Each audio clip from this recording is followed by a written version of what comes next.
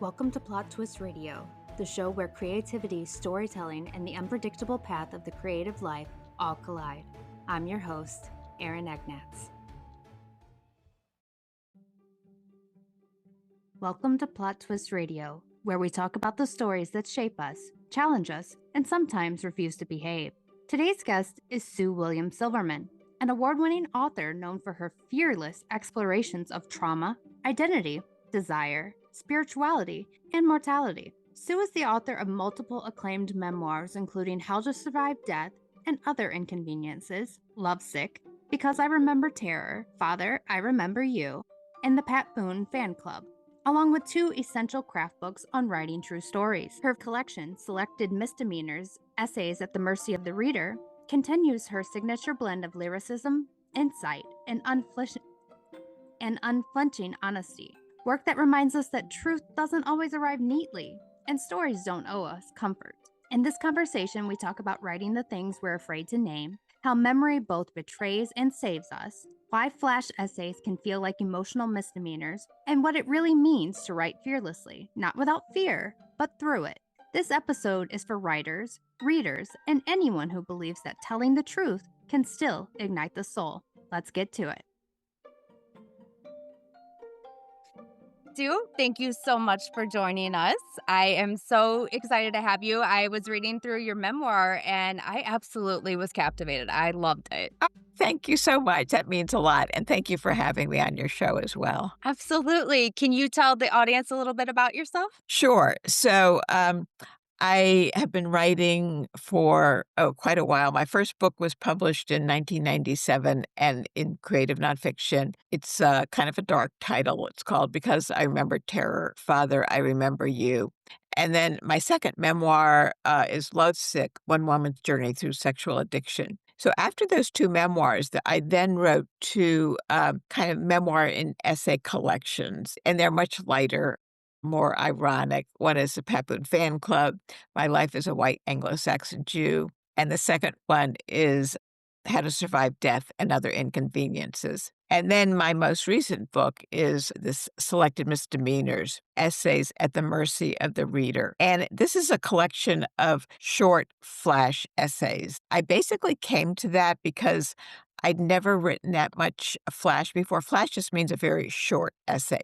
I hadn't written much of that. And I kind of needed a new challenge, as we evolve as people, we evolve as writers. So I wanted to try something new. And so this was my attempt. So that's my writing life. Also, professionally, I teach at a low residency MFA in writing program, Vermont College of Fine Arts. So I also teach there. And I live in West Michigan, where we're having a big snowstorm today.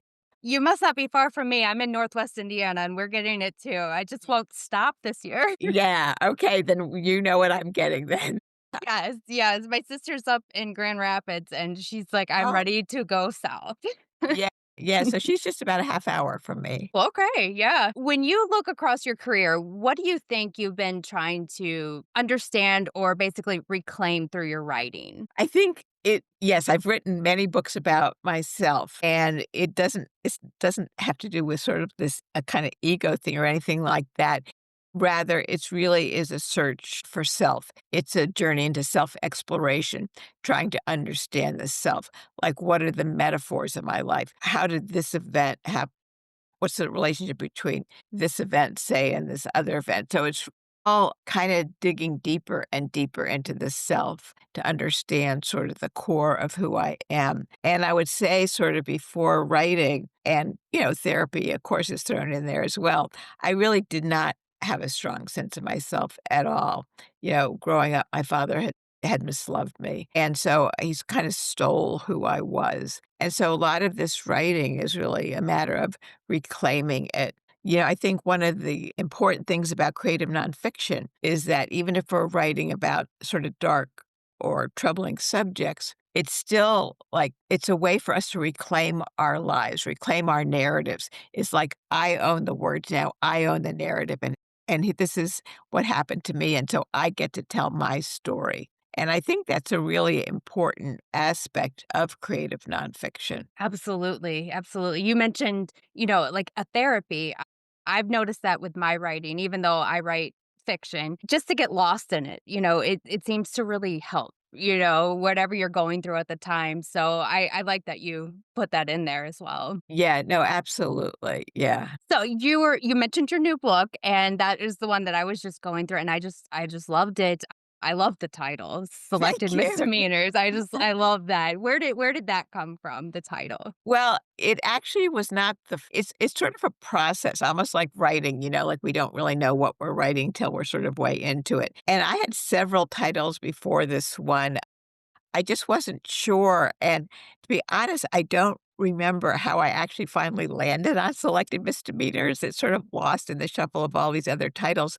But at the same time, the idea of misdemeanors, just to reassure everybody, these are not crimes in the legal sense. I never spent time in jail. They're really, the selected misdemeanors are really more emotional misdemeanors. And kind of the major tension of the book is like, on the one hand, I, as narrator, am searching for a sense of home and belonging and comfort and safety.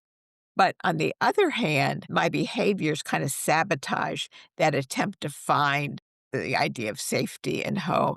So those two elements of the self are sort of at war. I want a sense of home, but part of me is sabotaging that, sort of fighting against it. And like, for example, when I went away to college, I was a freshman in college, and I sort of immediately had an affair with this man who was old enough to be my father, and he was married, so clearly that was not going to end result and it was not gonna end in any sense of home or anything like that. And, like, another example, another essay is about, for a while, I lived in, Galveston, Texas. I was married at the time, my husband was out of town.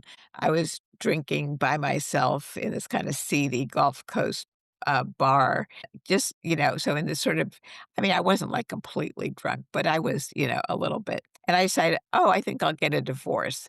I mean, that's not a time to make a decision like that, clearly.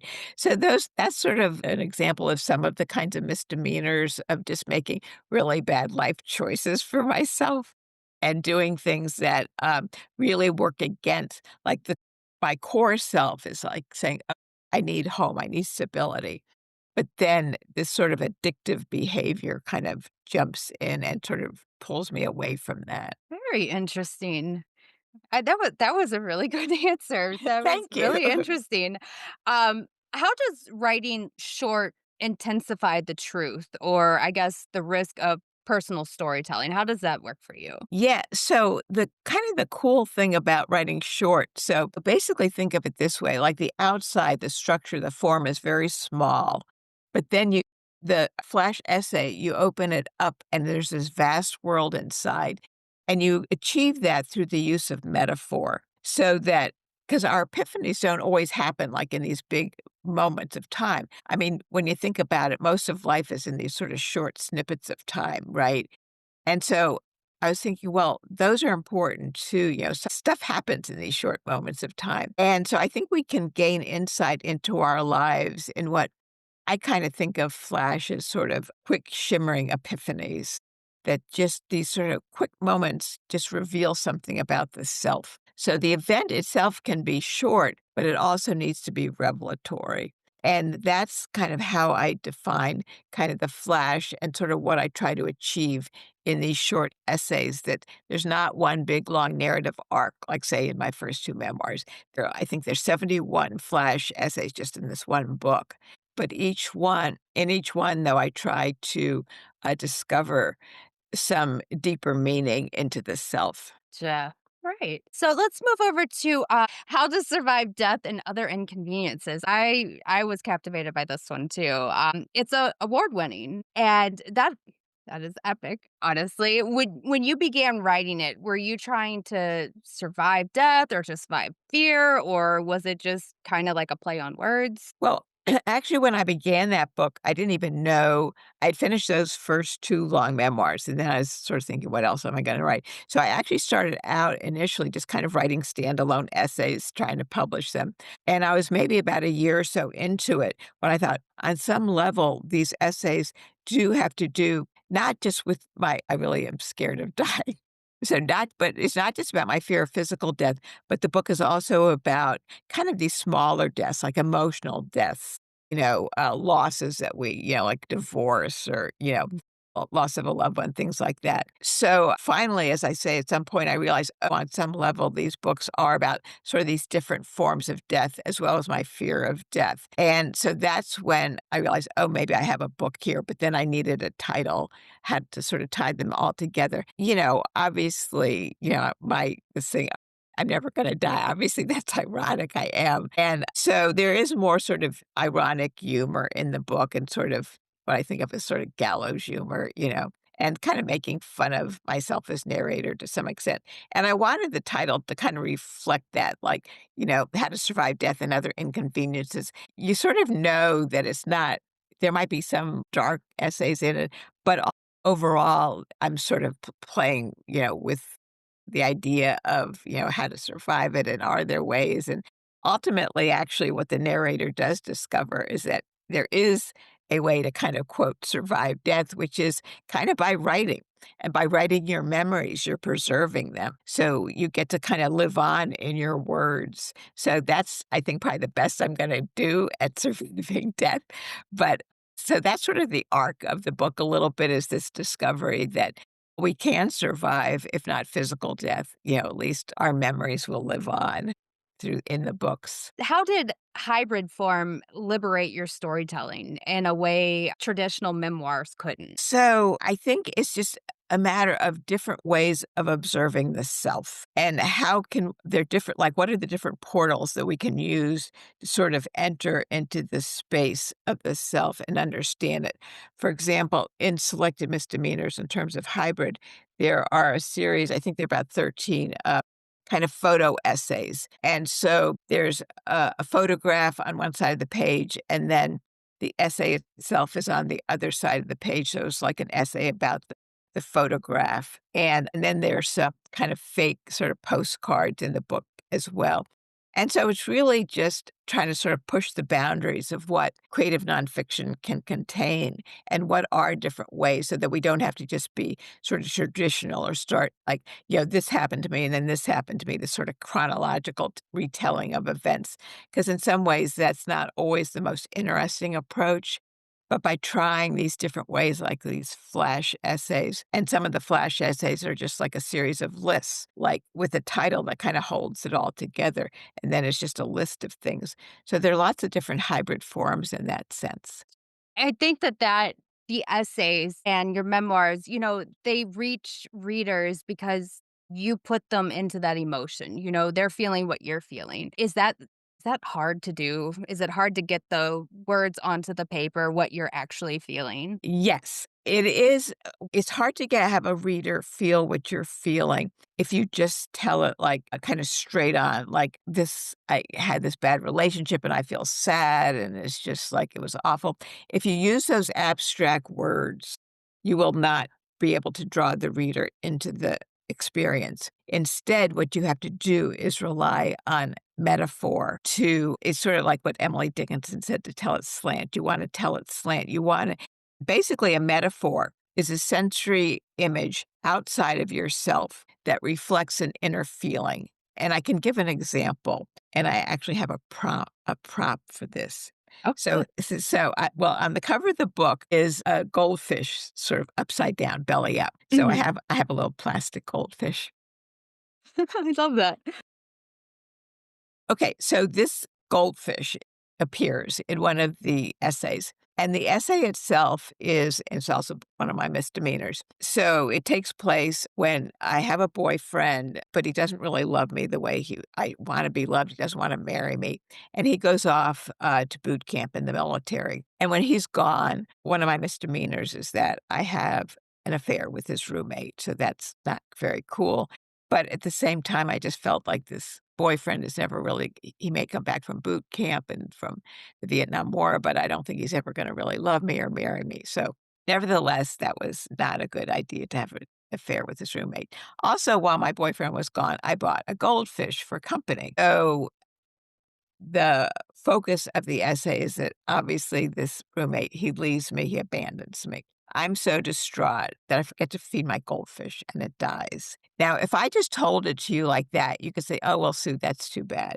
But what I have to do is take this goldfish and the way I describe the goldfish and its death and how I felt after it died, it becomes a metaphor. So I don't really talk about, oh, my boyfriend left me and I'm so sad, or this roommate broke up with me and I'm just, crying and sobbing.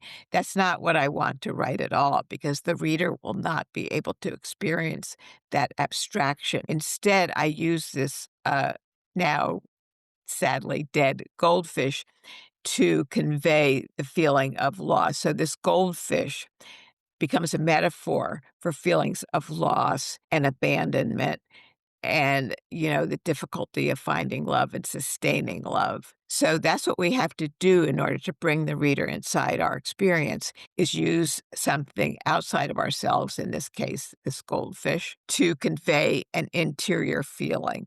And that's the way we get the reader to sort of feel what we're feeling. So avoid abstractions to sum it up, avoid abstractions, use external sensory details, describe them in such a way that they convey how you feel inside.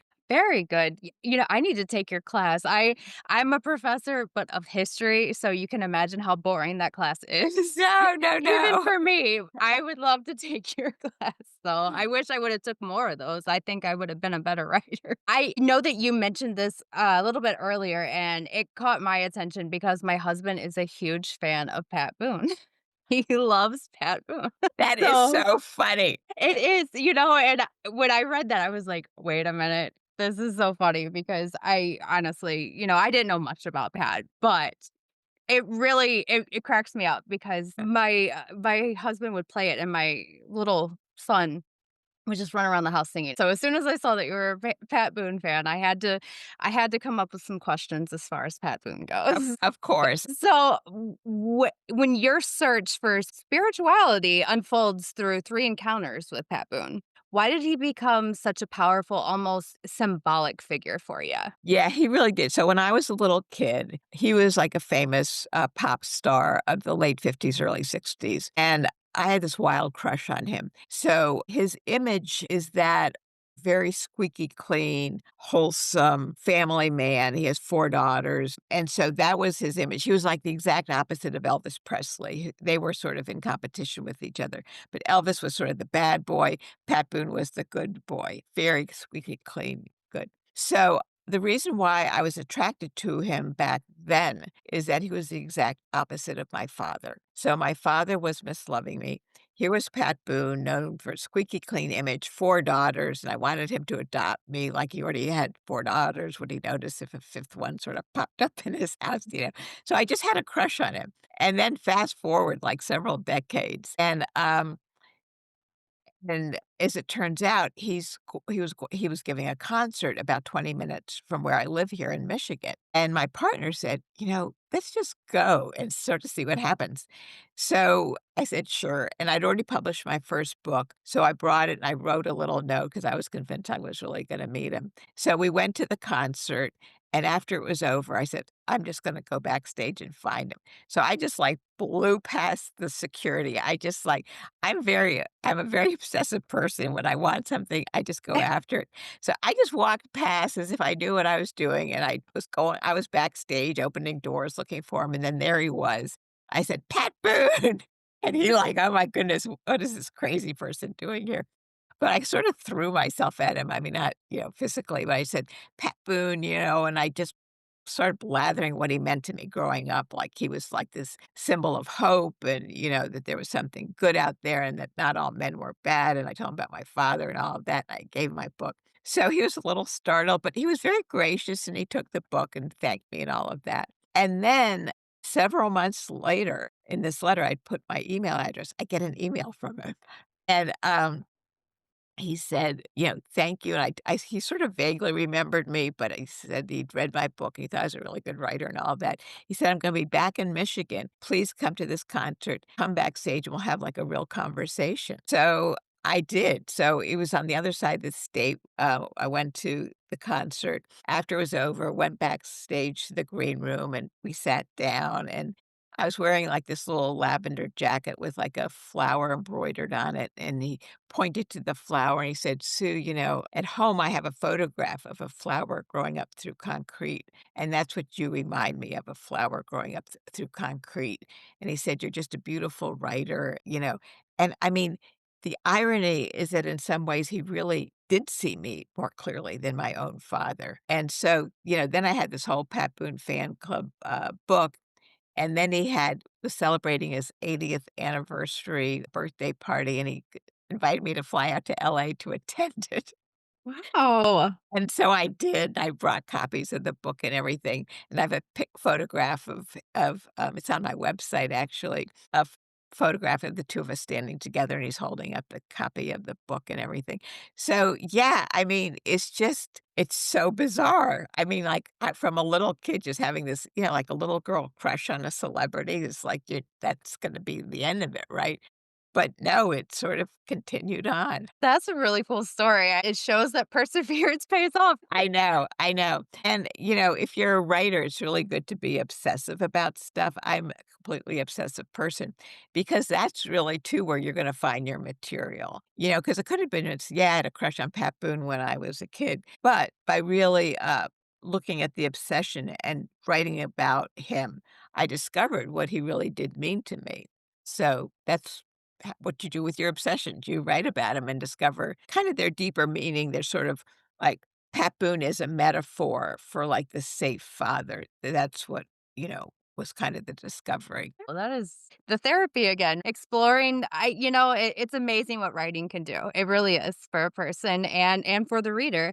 And I highly recommend everyone go out and grab your memoirs because they are absolutely fantastic. And I have enjoyed this conversation. Could you tell the listeners where they can find you? Yes, absolutely. So my website is my full name, SueWilliamSilverman.com, one word, SueWilliamSilverman.com. That's my website. I'm also on Facebook and Instagram as Sue William Silverman, so you can find me there. And my book is available, on Amazon, wherever, books are sold, basically. And always, if you have a local indie bookstore, they can order it for you. So try to support them as well. Absolutely, absolutely. Well, thank you so much for being with us. Well, thank you so much for having me. It's really been fun talking to you. Sue, thank you so much for this conversation, for your honesty, your generosity, and the way you remind us that writing is not about confession, but transformation. To our listeners, if this episode resonated with you, I highly recommend checking out Sue's books, especially her selected Misdemeanors, Essays at the Mercy of the Reader, which arrives this September. You can learn more about her work, her teaching, and her writing at SueWilliamSilverman.com. If you enjoyed this episode, please take a moment to follow Plot Twist Radio, leave a review, and share it with someone who loves powerful stories and brave conversations. Until next time, keep telling the stories that matter, even the ones that feel inconvenient. I'm Erin, and this has been Plot Twist Radio.